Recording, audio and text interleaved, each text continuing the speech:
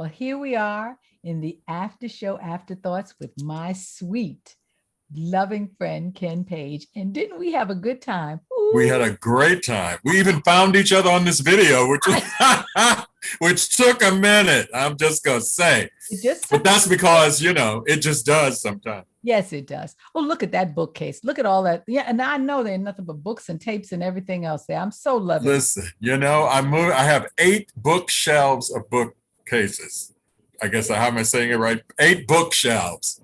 I have Ooh. a big, long wall, and Well, it's going to be yes, 8 and bookcases. I'm looking to create that myself. We want to do Yeah, that downstairs.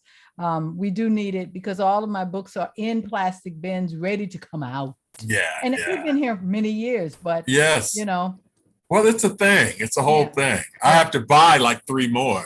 Yes, I mean, we just have to do this. And I am so grateful. Thank you very much for doing Lenny Godfrey Straight No Chaser, coming in at the after show afterthoughts. I know that you're busy. You have all these things that you're working on, all the things that's going on in your personal life, and you took out time for me.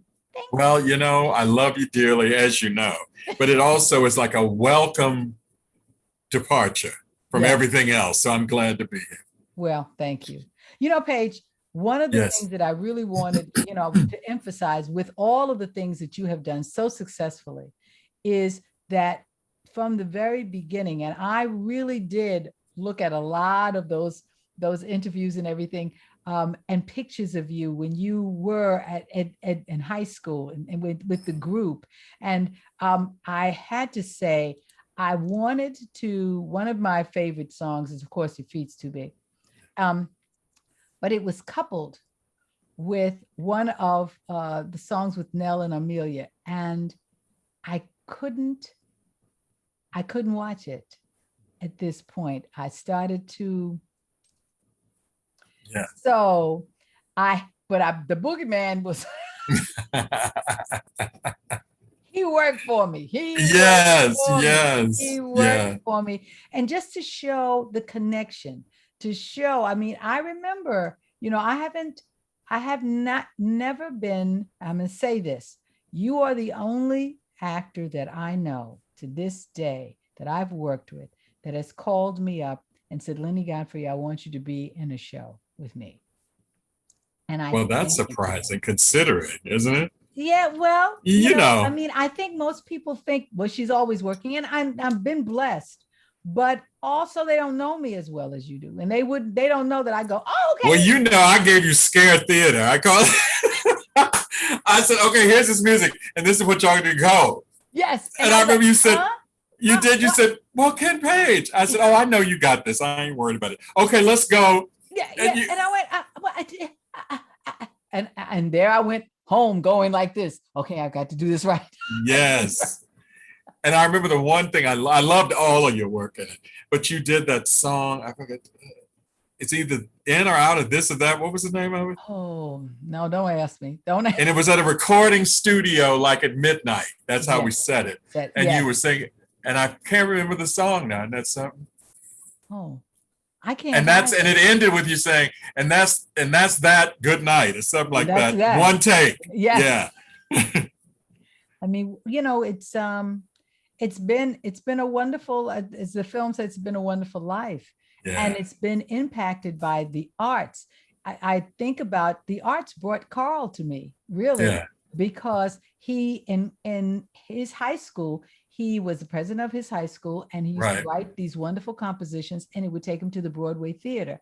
And so by the time he was in with Mobile Oil, he used to go to the theater all the time, and that's why he came to Walnut Street Theater to see you be on our way to Broadway. I didn't know that. Yeah. Yes, the arts took him there. Of course, he didn't come to see me. He had four other women that he was, Came to see some women's. women's.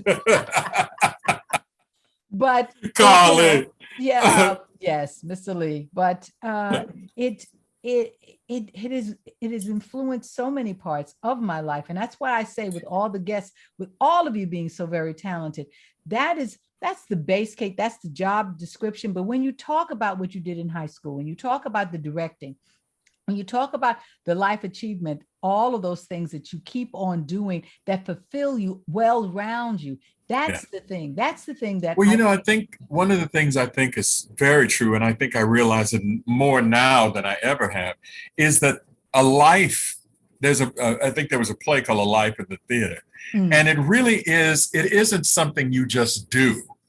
And I think that's the biggest misunderstanding when people don't know. And I'm not even saying film and TV, particularly theater. It's a particular calling. It is. And it's a lifestyle. It is. It's a calling and it's a lifestyle. And I can say, we've all worked in theater, in movies and TV and everything.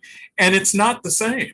No, I mean, it's more alike now than it's ever been because of the blending of it all, right? Yes. Yes. But the thing in theater, I remember back in the early days in 76 and 5 and 4, theater people were a breed apart. You could see them walking down the street. You knew an artist from 2 blocks away. Yes. Just by what they had on, by the way that their swagger, just everything. Their lives were really devoted. Yeah. And the discipline of that art took a different kind of life. I mean, I was telling somebody the other day, I said, Mondays for me are still weird days. Aren't they? Aren't they though? They said, why? I said, because I was always used to being off on Monday and I just sort of went down. Exactly. Boom. And I remember, adjusting to doing, as you did, the TV series, when you have the tape day. And then, my tape day, I think was Tuesday. So that meant that we had the weekend, and Norman would call with notes on the weekend. Yeah. And there was no rest. There was no rest. Not at all. And I thought, and the setting was like theater, but it was not at all. No. Yeah. I remember somebody said, oh, sitcoms, it's like doing theater. And I thought, you are wrong. Yeah. It is not like, yes, you're in front of live people. Eventually. Exactly. But they will hand you a change on your way to the stage. Thank you very much. And a different color page. I was like, okay, what color is this? Is blue. Okay. Well, so is this the final one that you want me to do? No, here comes green. And you'd get, by the time you put your whole script together at the end, it was rainbow. And it was lovely. It was lovely. Oh, it was fun. I think what happens is when you do a show for a number of years, you get used to it and it becomes your normal. Yes. Yes. I never had that opportunity, but I could, by the time I did a few of one, I started to go, oh, okay, I get it. I'm thinking from a theater head, which is learn my lines. Exactly. And the real thing was like, no, familiarize yourself with the ideas because the lines might change. The rhythm, it's a different kind of rhythm. Yeah. Totally different kind of rhythm. Whereas in a theater, even though things change, I mean, you have to unlearn things and you learning them and everybody's backstage trying to make sure they got the pose right and the harmony right. The energy is different. Oh, absolutely. And also with a show, as you know, once it opens, it's frozen. Yes. And that's the difference, because then it becomes about, that's the discipline of making it new for yourself, for that audience that has never seen it before, who has come back for the 5th time to see if you're going to be good that 5th time. That's right. That's the challenge. That's always, and I think all of the mediums have their own challenges. They do. Absolutely. All, and they're all different. I love episodic work on TV. Yes, I do too. Yeah. Because you really get, it's like making a film. You get into it and you're in that for that moment and you move on. Exactly. I do have to say, honestly, I mean, God, I should have a curse of having a sitcom, right?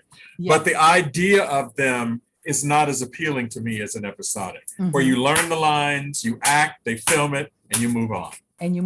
Yes. I mean, it really is like doing a movie, and I enjoy doing movies. Yeah. I did. A lot of people go, oh, it's a lot sitting around. It's like, I love that. It's a lot of, because you focus. Thinking, and I'm thinking, I'm like, okay, before it's my turn to get up there, I'm always nosy. So I'm looking at what they're doing before they're doing my shot, Right. And I'm like, okay, all right. I had an interesting thing happen in church.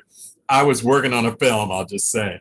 And, when they were setting up camera shots and angles and things, and I wanted to stay on set because I didn't have a lot of time, and I wanted to stay in the set so I could keep the familiarity of the environment.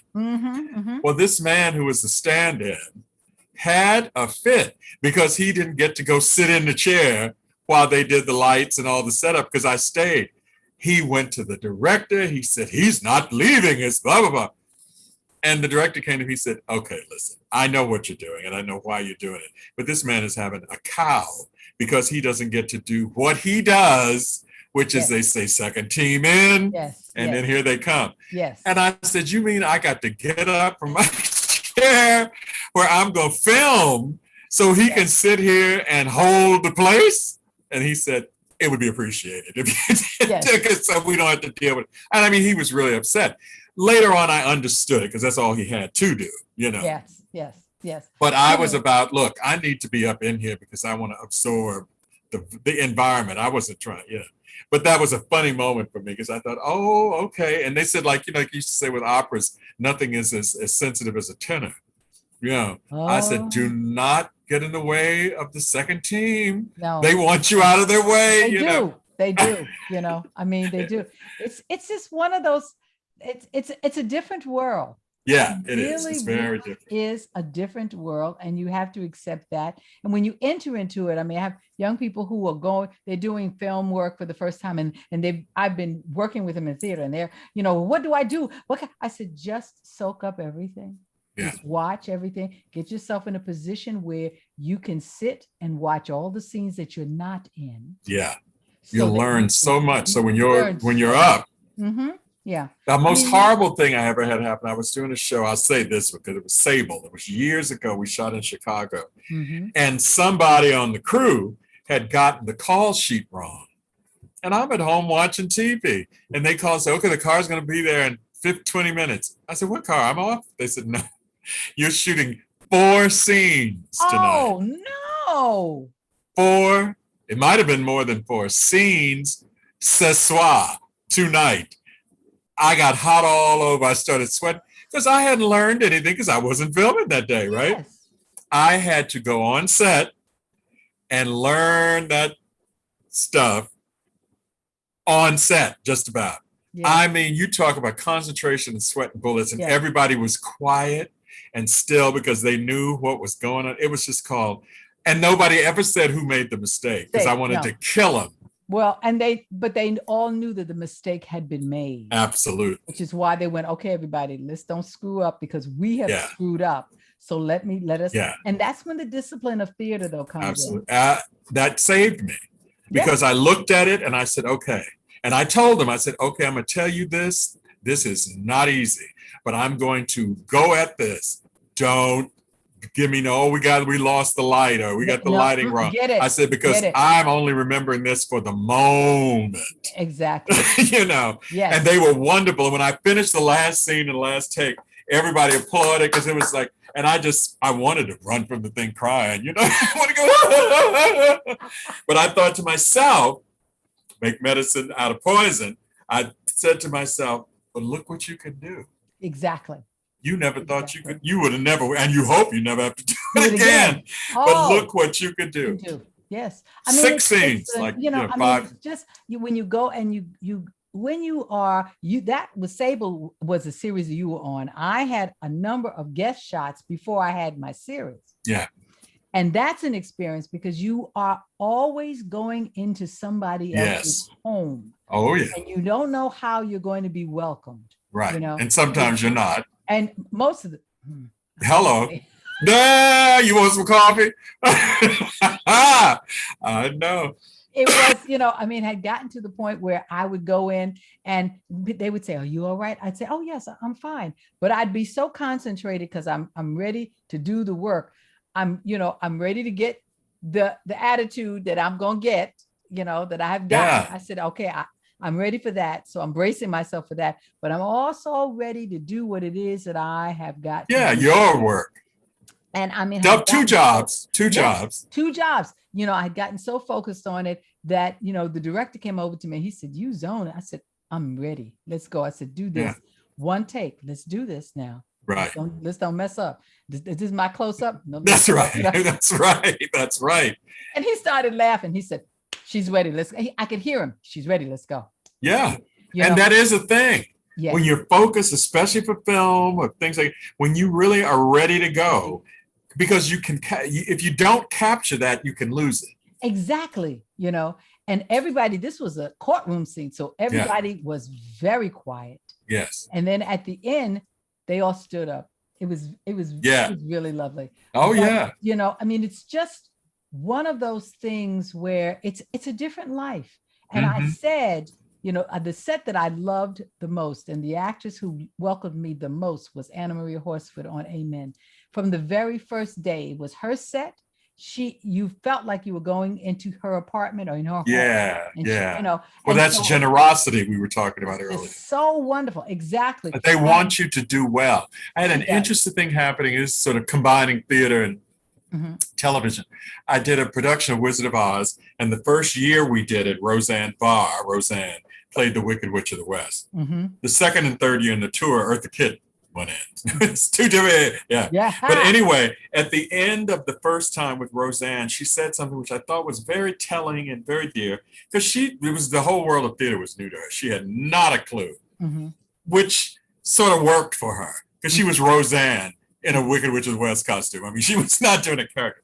But at any rate, she said at the end, you theater people you're really something. And we were like, well, thank you. That's nice. She says, no. She said, TV, when I've done, she said, they don't want you to do well. Now, we realized that wasn't a general statement. It was more for her. But she said, they don't want you to do well. And I felt like all of you really wanted me to do well. Yes. And she started to cry. And we all went over, did the theater thing. We all hugged. We said, come on. She says, no, you don't understand how hard it can be. And we said, well, we do understand. But that ain't how we roll. No. We wanted, you didn't want to say, girl, your name's above the title. We wanted you to be good. That's my gig. To pay. You better be good. We want you to shine, That's right. But it's also, no, can I help you with something? Let me help you. You need a little help with that step? I got you. I'll feed you that note. Absolutely. Let me help you get there. Exactly. And we were all very conscious of the fact that she was out of her element because she wasn't used to theater, and it was foreign to her. Exactly. But you know how crazy theater people can be. I mean, we have a good time generally. Exactly. And she wasn't used to that. She was used to, like you said, the pressure. It isn't a good time for them. A lot of the time, it is so stressful. And you've got all these people looking at you and monitors from some outer space. Sure. And then they call down there and you get a note from somebody. Hey, somebody you don't even know is even. Is she all right? I mean, I was like, I burped. I burped. I'm fine. Is she all right? We don't want her to be sick. Right. Go run over to a corporate wants to know, are you all right? I said, oh, tell them I'm fine. I just burped. That was it. I just went in the corner and you wanted to burp in private. And I guess they thought, oh, is she throwing up? Is she? It's deep. I found, and I thank God for the experiences, and may I only have more. But I found that world to be really intense. Very intense. And I thought, Lord, let me get back to this stage. It was just. Yes. I mean, I'd go in, I'd be saying a prayer in my car as you park in your parking place. You go, Lord. Okay, Lord, let this makeup woman have the makeup she's supposed to have. All that. But just in case she doesn't, I had my whole makeup case. That's right. Okay, Lord, let the hair be right. Okay, Lord, they're going to all of it, because any one of those elements not being right can screw you up. Oh, absolutely. I did a pilot where they would powder you, and I'd say, powder me with translucent. Don't powder me with the color, please, because I turn a whole nother complexion. Right, and then you see the next take, and they go, "Well, what happened to Lennie's face? Why is it?" I had that. She's been powdered. Yes. It's but the experiences that art has done for us. And all the things we just talked about are because we are in the arts. And you all think the about different kinds of arts, visual, all the different kinds, I was watching the Kennedy Center honors the other night, and it really brought tears to my eyes. There were a couple of people who were being honored that I've worked with, and I just thought, man, look at that, and not one untrue word. All of them, of course, but these two people in particular, they deserved it. And when you saw the body of their work and the time they've been working and so forth, and I thought that's the perfect example of a life in the arts. Yes, it is. It is. And I know how fortunate we are I know that there are people who are in the arts for far longer than I've been in the arts who never get the recognition. Yeah. Yeah. They never get to Never get that opportunity. Yeah. Who are brilliant. Yeah. Oh, yeah. That's the thing that always drives me and humbles me, is that I know that there's someone who is brilliant who's not getting this opportunity. That's right. And I thank God always for the opportunity. Yeah. That you said, okay, you opened the door and that's for me. That's it's always, my mother taught me that. Yeah. And I will never ever forget her telling me, never ever think that you're the only one who can do this, because you're absolutely, because you're not. Plain and simple. You're not. That's Anybody else could be here just as well. It could have been somebody else. And then there are those people on a funny, I mean this in a humorous way, who really don't understand why you're there and they're not. They're like, what they got, I don't got. And you want to say, well, the Lord on my side. They'll go, well, you got something that belongs to me. And I went, well, no, God gave that to me. And, and I've said that to myself about I've said, look, you cannot say that should have been mine, because if it should have been, it would have been. And that's simple as that. Same way the other way around. When somebody has said to me, as they have, how did you get that? Somebody said to me about a show. My answer was, I don't know. It must have been a mistake. I thought to myself, how dare you ask me that? I said, it must have been a mistake. I don't know. I mean, they probably screwed up and just gave me the job. Yeah. And they looked and they didn't know how to process it, because they looked at me like they wanted to go, yeah, that's the reason. But then at the same time, they thought to themselves, are you having me for a go? I thought, yeah. It was, what's her name? Sydney. Oh, God, Sydney. She had a real high voice like this. Oh, no, Sydney, tall. I think she was tall. I don't remember. I mean, it's a very high voice. Very high voice. Mm-hmm. And I remember her personal line. She said, I can't use the language, but she said, that's all right. My turn is coming. They're going to F up and give me a job one of these days. And I always thought that was so, and she wasn't joking. No. They're going to F up and give me a job. Don't mean they're gonna mess around and give me a job. Yeah, exactly. And then I'm gonna be ready. Yes. But just the gratefulness of it all, the gratefulness and the lifelong. We talked about those people in Ragtime Blues, that if we saw them right now, if I saw some of the UB people right now, you saw some of the Ain't Misbehaving, we have made. It bonds you, because that's the difference. People always say on movie sets, a series that runs for a while, you have a lot of that too. But they talk about in the theater, how do you people have said, parties, y'all all seem to love each other. Everybody's hugging and kissing. Yes. I said, well, we share the process of doing a show, or shows plural, or being in the theater in general, is a commonality between us that is only ours. Exactly. So we really do. Yeah. I mean, you're in a show, there's weddings, there's births, there's deaths, there's separations, there's sickness, there's wellness, there's all these things. Marriages, there's people, you see relationships, develop, you see absolutely, you develop families, over a lifetime, you really see everybody grows, and the arts really does that for you. Yeah, it allows you to have that opportunity. It does, and I think that's why. Yes, there are people who don't talk, Well, and best they should in some cases, and not every relationship is a harmonious one. Yes. And there are those, but interesting enough, in the end, those stories are as good as the other ones. I mean, people say, I can't stand that boy. They did such and such to me. And they're so glad they have that story to tell. Exactly. Well, Paige. Yes, ma'am. I have taken up so much of your time today. I know you have blessed me, because I would have been somewhere stiff up against the wall by now.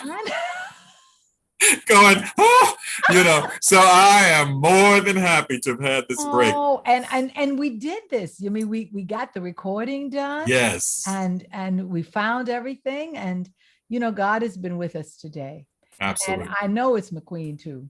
Absolutely. Always. Yeah. Always. She's looking down on us. Y'all can't ever get anything right. Right. I can hear her. Oh my goodness. Mention my name. Yes. Mention my what? Don't Right. leave without talking about me. That's right. God bless her. Never shall we. Yes, never shall we. But I Yeah. love you so much. You know, I'm going to say this because a lot of people think, you know, friends in the theater, you share just theater experiences. But I want to share this, and I want to get through it without any tears. It's toward the end of this. I remember when my mother passed away, and it was time for her viewing in the church, and you were still in Manhattan. And your bus came early, and they had delivered my mother's remains to this church. And when she came in, there was no one there but you. And you sat with my mother because you didn't want her to be by herself as I came in, and you were the only person there. And I thank you, my dear friend, for that. I will Absolutely. never, ever forget that. Thank Absolutely. Yeah. Thank you. You're welcome. Thank you. Yeah, I told Maggie a few things. Yes. I said, well, girl, it's me and you in here. What up? I did. I said, well, Mrs. Godfrey, it's just me and you. Mhm. I said, well, I guess this is what it's supposed to be. Supposed to be. And you know, all those days when she would cook for you and you Oh, would yeah. cook for her, and you know, and It was beautiful. It was a very special experience for me. well, I thank you. I can never, ever, ever repay you for that. And that is a memory that I will have for you for the rest of my life. I love you so much. Thank you. Love you back. And with that, ladies and gentlemen, more tearful than I need to be with the little red eyes. Yeah. I would like to thank you all for watching Lenny Straight No Chaser, and this evening watching us in the after show afterthoughts. Love you. We'll Love see you back. next time. And front. Yes. Love you more. Bye-bye. Bye.